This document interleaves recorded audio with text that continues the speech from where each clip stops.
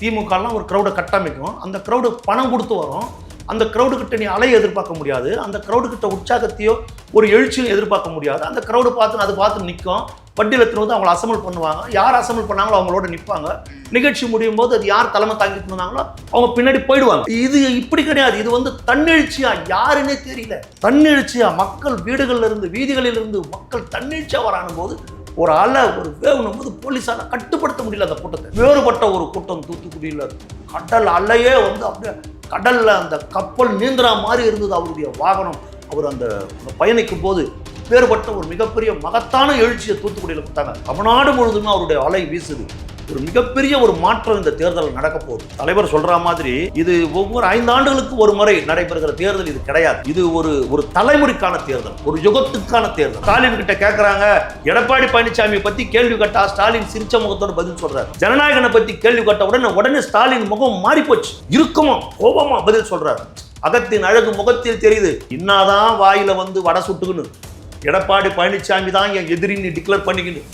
நீ எடப்பாடி பழனிசாமி பேசுறதும், எடப்பாடி பழனிசாமி உன்னை பேசுறதும், இவர் வாசிக்கிறதும் நீ ஆடுறதும், அவன் ஆடுறதும் நீ வாசிக்கிறதும், தில்லானா மோகனாம்பாள் சிவாஜி பத்மினியே மிஞ்சி, புரியுதுங்களா? நீங்க பண்ற வேலைகளை எல்லாம் பார்த்துக்கிட்டு தான் இருக்கிறாங்க. ஏன்னா எடப்பாடி பழனிசாமிக்கும் ஸ்டாலினுக்கும் ஒரு நெருக்கமான உறவு.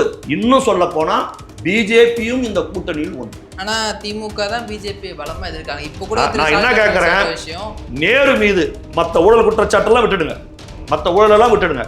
நேரு மீது 1000 கோடிக்கு மேல் ஊழல் குற்றச்சாட்டை அமலாக்கத்துறை சம்மன் அனுப்பிச்சாங்க, பதில் இல்லை. லஞ்ச ஒழிப்புத்துறைக்கு வந்து நீதிமன்றமே உத்தரவு போட்டுது. ஏங்க எல்லா ஆதாரமும் கரெக்ட் ஆகுது, அவங்க மேலே ஏன் நடவடிக்கை எடுக்கல நீதிமன்றமே சொல்லிச்சு. சொல்லியும் லஞ்ச ஒழிப்புத்துறை எந்த நடவடிக்கையும் தமிழ்நாட்டில் எடுக்கல, கண்டப்ட கோர்ட் ஆகி போச்சு. அதெல்லாம் இருக்கட்டும், ஏன் அமலாக்கத்துறை நேரடியாக நேருவை கைது செய்யல? எங்களுக்கும் திமுகவுக்கும் தான் போட்டி. யார்? எடப்பாடி சாமி. ஸ்டாலின் சொல்றாரு எங்களுக்கும் எடப்பாடிக்கும் தான் போட்டி. ஆமா, 2 பேருக்கும் தான் போட்டி. நானும் தான் சொல்றேன், திமுகவுக்கும் அதிமுகவுக்கும் தான் போட்டி. சித்திரைவான் மீடியா நேயர்களுக்கு வணக்கம். மீடியா மேடையே தாவேக்காவின் ஓடிய ஜெயக்குமார் சார் இணைஞ்சிருக்காரு. வணக்கம் சார். வணக்கம். கன்னியாகுமரியில் நேற்று தாவேக்க தலைவர் விஜய் அவர்கள் பிரச்சாரம் மேற்கொண்டிருந்தாரு, ரோட் ஷோவும் வந்து போயிருந்தாரு. ஃபர்ஸ்ட் அந்த அன்பை எப்படி பார்க்குறீங்க சார்? மக்கள் வழிநெடுகளும் வந்து அவ்வளோ க்ரௌட் வந்து விஜய் அவர்களுக்கு மாலை போட்டாங்க, ஃபோட்டோ கொடுத்தாங்க, அவ்வளோ பிரம்மாண்ட வரவேற்பு கொடுத்துருக்காங்க, எப்படி பார்க்குறீங்க? நீங்களே சொல்கிறீங்களா, வழிநெடுவு சிறப்பான வரவேற்பு, லட்சோப லட்சம் மக்கள் திரண்டு, கன்னியாகுமரி வரலாறுலேயே அப்பேற்பட்ட ஒரு கூட்டம் திரண்டு இருக்காது. அவ்வளோ ஒரு எழுச்சியாக தலைவருக்கு ஒரு மிகப்பெரிய சந்தோஷம். சைக்கிள்லாம் ஓட்டுறாரு, ரொம்ப உற்சாகம் மிகுதில் ஆகிட்டார். இவ்வளோ மக்கள் நம் மீது இவ்வளோ அன்பு வைத்து கொண்டிருக்கிறார்கள் என்போது அவருக்கு ஒரு மிகப்பெரிய ஒரு உற்சாகம் ஏற்பட்டுச்சு. போலீஸ் திணறுது, போலீஸ் வந்து திணறுது. ஏன்னா இப்பேற்பட்ட ஒரு கூட்டத்தை போலீஸ் வந்து இதுக்கு முன்னே பார்த்துருக்காது. ஒரு க்ரௌடை கட்டமைப்பாங்க, திமுகலாம் ஒரு க்ரௌடை கட்டமைக்கும், அந்த க்ரௌடு பணம் கொடுத்து வரும், அந்த க்ரௌடுக்கிட்ட நீ அலையை எதிர்பார்க்க முடியாது, அந்த க்ரௌடுக்கிட்ட உற்சாகத்தையோ ஒரு எழுச்சியும் எதிர்பார்க்க முடியாது. அந்த க்ரௌடு பார்த்து அது பார்த்து நிற்கும், வட்டியில் எடுத்துன்னு வந்து அவங்கள அசம்பிள் பண்ணுவாங்க, யார் அசம்பிள் பண்ணாங்களோ அவங்களோட நிற்பாங்க. நிகழ்ச்சி முடியும் போது அது யார் தலைமை தாங்கிட்டு இருந்தாங்களோ அவங்க பின்னாடி போயிடுவாங்க. ஒரு வட்டம் பகுதி மாவட்டம் இப்படி தான் அவங்க கூட்டத்தை எடுத்துன்னு வருவாங்க, கூட்டத்தை கொண்டு போயிடுவாங்க. இது இப்படி கிடையாது, இது வந்து தன்னெழுச்சியா யாருன்னே தெரியல, தன்னெழுச்சியா மக்கள் வீடுகளில் இருந்து வீதிகளில் இருந்து மக்கள் தன்னெழுச்சியா வரானும் போது ஒரு அலை ஒரு வேவனும் போது போலீஸால கட்டுப்படுத்த முடியல, அந்த கூட்டத்தை கட்டுப்படுத்த முடியல. ஒரு மிகப்பெரிய ஒரு ஆர்ப்பரிப்பு, அவரை தலைவரை பார்த்துட்டோன்னும் போது அது மிகப்பெரிய ஆர்ப்பரிப்பு. அது எல்லாரும் ஆடி போயிருக்கிறான். நீங்கள் தூத்துக்குடி க்ரௌடெல்லாம் பார்த்தீங்கன்னா, தூத்துக்குடி சரித்திரத்திலும் அப்பேற்பட்ட ஒரு மாசை எந்த தலைவனும் காட்டியிருக்க முடியாது. அப்பேற்பட்ட ஒரு கூட்டம் தூத்துக்குடியில் கடல் அலையே வந்து அப்படியே கடல்ல அந்த கப்பல் நீந்துற மாதிரி இருந்தது அவருடைய வாகனம். அவர் அந்த பயணிக்கும் போது அப்பேற்பட்ட ஒரு மிகப்பெரிய மகத்தான எழுச்சியை தூத்துக்குடியில் கொடுத்தாங்க. ஆக தென் மாவட்டங்கள் முழுவதுமே விஜய் அலை வீசுகிறது, தமிழ்நாடு முழுவதுமே வீசுகிறது. தென் மாவட்டங்கள் இன்னும் பலமா தமிழ்நாடு முழுவதுமே அவருடைய அலை வீசுது. ஒரு மிகப்பெரிய ஒரு மாற்றம் இந்த தேர்தல் நடக்க போகுது. தலைவர் சொல்ற மாதிரி இது ஒவ்வொரு 5 ஆண்டுகளுக்கு ஒரு முறை நடைபெறுகிற தேர்தல் இது கிடையாது.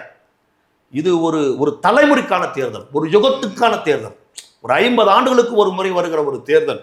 இந்த தேர்தல் ரொம்ப வித்தியாசமான தேர்தல். இந்த தேர்தலில் மக்கள் ரொம்ப தெளிவாக இருக்கிறாங்க, மக்கள் தெளிவாக இருக்கிறாங்க. ஏன்னா இப்போ நாங்களோட கேம்பெயின் போகிறோம், நாங்களாம் பிரச்சாரத்துக்கு போகிறோம், பல இடங்களில் பிரச்சாரத்துக்கு போகிறோம். தீநகர் தொகுதியில் கூட அவர் பொதுச் செயலாளர் நிற்கிறாங்க, ஆனந்த் அண்ணன் நிற்கிறாரு. அவர் பொதுச் செயலாளர் ஆதரிச்சு நான் தெருவா நான் போய் பிரச்சாரம் பண்ணேன், நான் திறந்த ஜீப்பில் போனேன். அப்போது அந்த பப்ளிக் ரிசீவ் பண்ணுறதை பார்க்குறோம். நான் 89லேருந்து தேர்தலை ரொம்ப நெருக்கமாக பார்க்குறேன். 89லேருந்து பல சட்டமன்ற தேர்தல்கள், நாடாளுமன்ற தேர்தலில் பார்க்குறோம். ஓரளவுக்கு நாங்கள் வந்து அந்த பயணிக்கும் போது அந்த மக்களுடைய முகங்களும் அவங்களுடைய வரவேற்பு, செட்டிங் கொடுத்து ஆரத்தி எடுக்கிறது யாரு, செட்டிங்காக பூ கொட்டுறது யாரு, இதெல்லாம் நாங்கள் பார்ப்போம். எங்களுக்கு தெரியும், ஓரளவுக்கு தெரியும். 38 வருஷமா அரசியலில் இருக்கிறோம். ஓரளவுக்கு எங்களால் கணிக்க முடியும். அப்போது நான் போகும்போது பார்க்குறேன், தன்னெழுச்சியாக மக்கள் தன்னெழுச்சியாக போடுறான், தன்னெழுச்சியாக கத்துறான், வந்து பால்களில் நிற்கிறாங்க, நின்றுக்குன்னு பெண்கள் சிரிக்கிறாங்க, உங்களுக்கு தான்றாங்க, சிரிக்கிறாங்க, விசில் விடுறாங்க, கை காட்டுறாங்க, இப்படி தம்ஸ்அப் காட்டுறாங்க. அவங்க ஒரு உற்சாகமாக இருக்கிறாங்க. நான் பார்க்குறேன். ஆண்கள் வந்து அவங்க சிரிக்கிறாங்க, விசில் அடிக்கிறாங்க, 2 வீலரில் போகிறவங்க விசில் அடிக்கிறாங்க. எங்களை பார்த்துட்டு அவ்வளோ ரிசீவ் பண்ணுறாங்க மக்கள், அவ்வளோ ரிசீவ் பண்ணுறாங்க. நாங்கள் பேசும்போது நான் சொல்கிறோம், இவர் அரசியலுக்கு வந்தார், இவர் என்ன தவறு செய்தார்? 30 ஆண்டு காலமாக இந்த மக்கள் திரையுலகில் என்னை ரசித்தார்கள், பார்த்தார்கள். நான் கடற்கரை ஓரமாக ஒரு மணல் வீடு கட்டி வாழ வேண்டும் என்று ஆசைப்பட்டேன். ஆனால் மிகப்பெரிய மாளிகையில் கட்டி இந்த மக்கள் என்னை வாழ வைத்து விட்டார்கள். இந்த மக்களுக்கு அடுத்த 30 ஆண்டுகள் நான் சேவை செய்யணும்னு அரசியலுக்கு வந்திருக்கிறேன். நான் என்ன தவறு செய்தேன்? எனக்கு ஏன் இவ்வளவு நெருக்கடி கொடுக்குறார்கள் அப்படின்னு தளபதி கேட்கிறாரு அப்படின்னு நாங்கள் கேட்குறோம். மக்கள்கிட்ட கேட்குறாங்களே, சிபிஐ நெருக்கடி கொடுக்குறாங்களே, ஜனநாயகனுக்கு நெருக்கடி கொடுக்குறாங்களே போது அந்த தாய்மார்களுடைய முகத்தை பார்க்குறோம். பூ கட்டுறவங்களில் இருந்து, சாதாரண கூலி வேலை செய்பவர்கள் இருந்து, பழ வியாபாரம் செய்பவர்கள், மாடிகளில் இருக்கிறவர்கள், அத்தனை ஏபிசி அத்தனை ரேஞ்சிலையும் பார்க்குறோம். அவங்களுடைய முகம் இறுக்கமாகும், அவங்களுடைய முகம் கோபப்படுறாங்க, அவங்களுடைய கோபம் முகத்தில் தெரியுது, இறுக்கமாக இருக்குது. 23ஆம் தேதிக்காக மக்கள் காத்துனுக்கிறாங்க. 23ஆம் தேதிக்காக மக்கள் காத்துனுக்கிறாங்க. அவ்வளோ ஒரு இறுக்கமாக இருக்கிறாங்க, அவ்வளோ கோபப்படுறாங்க. இவ்வளவு நெருக்கடி இவர் கொடுக்குறீங்களா? ஏங்க திமுகவை ஆடி போயிருக்குதுங்க. திமுக ஆடி போச்சு. அவங்க ரொம்ப நில குலைஞ்சு போயிருக்குது திமுக. அதை தான் ஸ்டாலின் கிட்ட கேட்குறாங்க. எடப்பாடி பழனிசாமியை பற்றி கேள்வி கேட்டா ஸ்டாலின் சிரிச்ச முகத்தோடு பதில் சொல்றாரு. ஜனநாயகனை பற்றி கேள்வி கேட்ட உடனே ஸ்டாலின் முகம் மாறி போச்சு, இறுக்கமா கோபமா பதில் சொல்றாரு. அகத்தின் அழகு முகத்தில் தெரியுது. நீ இன்னாதான் வாயில வந்து வடை சுட்டுக்கணும், எடப்பாடி பழனிசாமி தான் என் எதிரின்னு டிக்ளேர் பண்ணிக்கணும்.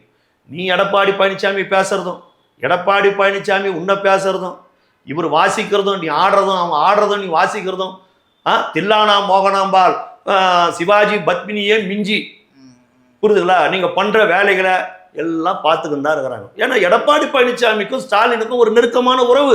புரட்சி தலைவர் எம்ஜிஆர் காலத்தில் இருந்த திமுக எதிர்ப்பு இப்ப கிடையாது. புரட்சி தலைவர் அம்மா காலத்தில் இருந்த திமுக எதிர்ப்பு இப்ப கிடையாது. புரட்சி தலைவர் அம்மா காலத்துல ஒரு திருமண நிகழ்ச்சி கூட நீ போய் திமுக காரனை அழைக்க கூடாது. அவன் அழைத்தாலும் அவன் வீட்டு நிகழ்ச்சிக்கு நீ போகக்கூடாது. போனா அந்த கட்சியில நீ இருக்க முடியாது. ஏன்னா அது தீய சக்தி, அது தீய சக்தி. அந்த தீய சக்தியோடு நீ சேரக்கூடாது. சேராத இளந்தண்ணிலே சேர வேண்டாம், நீ சேரக்கூடாது அங்க. ஆனா இன்னைக்கு எடப்பாடி பழனிசாமி தலைமையில் இருக்கிற அண்ணா திமுக வேறு மாதிரி இருக்குது. திமுக அமைச்சர்களோடு, திமுக மாவட்ட கழக செயலாளர்களோடு, அதிமுக இருக்கிற முக்கிய நிர்வாகிகள் நட்பு பாராட்டுறாங்க, ஒருத்தரோட ஒருத்தர் ஒத்து போறாங்க. அதைத்தான் நான் பல முறை வந்து கேட்டிருக்கிறேன். உங்களுக்கு இதே சேனல்ல கூட பேசியிருப்பேன், நீங்க கூட நேர்காணல் எடுத்திருப்பீங்க. நான் பல முறை சொல்லியிருப்பேன், எடப்பாடி பழனிசாமி ஸ்டாலினை எதிர்த்து இந்த 5 ஆண்டுகளில் எத்தனை ஆர்ப்பாட்டம் நடத்தினார், எத்தனை போராட்டங்களை நடத்தினார், எத்தனை அறப்போராட்டங்களை நடத்தினார், எத்தனை சிறை நிரப்பும் போராட்டங்களை நடத்தினார், எத்தனை முழு அடைப்பு பந்து போன்றதை நடத்தினார். அதெல்லாம் நடத்துறதுக்கு ஏகப்பட்ட பிரச்சனை இந்த ஆட்சியில் இருந்தது. ஆர்ப்பாட்டம் பண்றதுக்கு, பந்த் அறிவிக்கிறதுக்கு, சாலை மறியல் பண்றதுக்கு, சிறை நிரப்பும் போராட்டம் நடத்துறதுக்கு எவ்வளவோ பிரச்சனை இருந்தது. எந்த பிரச்சனைக்காக எடப்பாடி பழனிசாமி இறங்கி வந்து இந்த 5 ஆண்டுகளில் போராடினார்? சரி, ஸ்டாலின் என்ன நெருக்கடியை எடப்பாடி பழனிசாமிக்கு இந்த 5 ஆண்டுகளில் தந்தார்? குறைந்தபட்சம் கொடநாடு கொலை வழக்காக எடுத்து நடத்தினாரா? நான் ஆட்சிக்கு வந்தால் கொடைநாடு கொலை வழக்கில் உண்மை கொலை குற்றவாளிகளை கண்டுபிடிப்பேன், அந்த கொடநாட்டு அந்த பங்களால இருந்து எந்த தஸ்தாவேஜுகள் காணாத போச்சோ அதை நான் கண்டுபிடிப்பேன். நீ சொன்னியா இல்லையா? நீ சொன்னிய. இந்த 5 வருஷத்துல கொடநாடு கொலை வழக்கில் நீ எடுத்த நடவடிக்கைகள் என்ன? எடப்பாடி பழனிசாமி விசாரணை கூப்பிட்டீங்களா? அவர் தான் முக்கியமான குற்றவாளின்றது எல்லாருமே பேசுறாங்க. அவர்கிட்ட நீ என்ன விசாரணை பண்ண? இல்ல அது விஷயமா உண்மை குற்றவாளிகள் இவரை விட்டுடுங்க. சரி, உண்மை குற்றவாளிகள் யாரை கண்டுபிடிச்ச? ஒரு முதலமைச்சர் வாழ்ந்த அந்த பங்களால அங்க இருந்து முக்கிய தஸ்தாவேஜ் எல்லாம் காணாது போச்சுன்னா அது என்ன தஸ்தாவேஜுகள்? அது எப்பேற்பட்ட பேப்பர்கள் அங்க வந்து காணாம போச்சு? அங்க ஏன் அத்தனை படுகொலை நடந்தது? அந்த படுகொலைகளை தொடர்ந்து எத்தனையோ தற்கொலைகள் நடந்தது, எத்தனையோ விபத்துகள் நடந்தது. இதெல்லாம் எப்படி நடந்தது? ஒரு செயின் லிங்க் மாதிரி. இது எப்படி நீங்க அப்படியே மூடி மறைச்சிட்டீங்க? ஏன் எந்த நடவடிக்கை எடுக்கல? சரி, அதிமுக அமைச்சர்கள் குக்கா ஊழல், அந்த ஊழல், இந்த ஊழலாம் பேசுனீங்கல்ல, அந்த விஜயபாஸ்கர் அவங்க மேல இவங்க மேல எத்தனை பேர் மேல நடவடிக்கை, எத்தனை பேர் மேல பேசுனீங்க. அவங்க மேலெல்லாம் என்ன நடவடிக்கை எடுத்தீங்க இந்த 5 வருஷமா? அதிமுக முன்னாள் அமைச்சர்கள் மீது திமுக என்ன நடவடிக்கை எடுத்தது? ஒண்ணுமே கிடையாது, ஒண்ணுமே கிடையாது. ஆனா இதுவே கருணாநிதி ஆட்சி காலத்துல அம்மா கூட இருக்கிற அத்தனை பேர் மேல நடவடிக்கை எடுக்கப்படும். நடவடிக்கை எடுத்தாங்க. அம்மா இருக்கிறப்போ கருணாநிதியை கைது பண்ணாங்க. இதுதான் அரசியல். ஆனா இவங்க ஒருத்தரோட ஒருத்தர் அட்ஜஸ்ட் பண்ணிக்கின்னு போறாங்க. இன்னும் சொல்ல போனா பிஜேபியும் இந்த கூட்டணியில் ஒன்று. ஆனா திமுக தான் பிஜேபி பலமா எதிர்க்காங்க. இப்ப கூட நான் என்ன கேட்கிறேன், விஷயம் நேரு மீது மற்ற ஊழல் குற்றச்சாட்டெல்லாம் விட்டுடுங்க, மற்ற ஊழலெல்லாம் விட்டுடுங்க. நேரு மீது 1000 கோடிக்கு மேல் ஊழல் குற்றச்சாட்டை அமலாக்கத்துறை சம்மன் அனுப்பிச்சாங்க, பதில் இல்லை. லஞ்ச ஒழிப்புத்துறைக்கு வந்து நீதிமன்றமே உத்தரவு போட்டுது. ஏங்க எல்லா ஆதாரமும் கரெக்ட் ஆகுது, அவங்க மேல ஏன் நடவடிக்கை எடுக்கல நீதிமன்றமே சொல்லிச்சு. சொல்லியும் லஞ்ச ஒழிப்புத்துறை எந்த நடவடிக்கையும் தமிழ்நாட்டில் எடுக்கல, கண்டப்ட கோர்ட் ஆகி போச்சு. அதெல்லாம் இருக்கட்டும், ஏன் அமலாக்கத்துறை நேரடியாக நேருவை கைது செய்யல? டெல்லி மாநில முதலமைச்சராக இருக்கிற அரவிந்த் கெஜ்ரிவாலை போய் நேரடியாக கைது பண்ற, டெல்லி மாநில துணை முதலமைச்சராக இருக்கிற மணிஷ் சிசோடியாவை போய் நேரடியாக கைது பண்ற, தெலுங்கானா மாநில முதலமைச்சராக இருக்கிற சந்திரசேகர ராவுடைய மகள் கவிதாவை போய் நேரடியாக கைது பண்ற, நேருவையா கைது பண்ணல நேரடியாக வந்து? அதனுடைய மர்மம் என்ன? எதுக்காக நேருடைய மகன் போய் நிர்மலா சீதாராமனை போய் சந்திச்சாரு நேரு வீட்டுல ரெய்டு வந்த உடனே? இதோட ரகசியம் என்ன? ஒருத்தரோட ஒருத்தர் இவங்களுக்குள்ள கள்ளக்கூட்டணி வச்சுன்னு இருக்கிறாங்க. மக்களை ஏமாத்துறாங்க, மக்களை ஏமாத்துறாங்க. எடப்பாடி பழனிசாமி கிட்ட, பழனிசாமி நீ வந்து நல்லா எங்களை கலாயி, நான் உங்களை திருப்பி கலாய்க்கிறேன். நீ பால்டாயில் சொல்லு, நீ என்ன சொல்லு, உதயநிதியை சொல்லு, நீ என்ன சொல்லு, நீ எங்களை திட்டு, நான் உன்னை திட்டுறேன். நம்மளே மாறி மாறி திட்டிக்கணும்.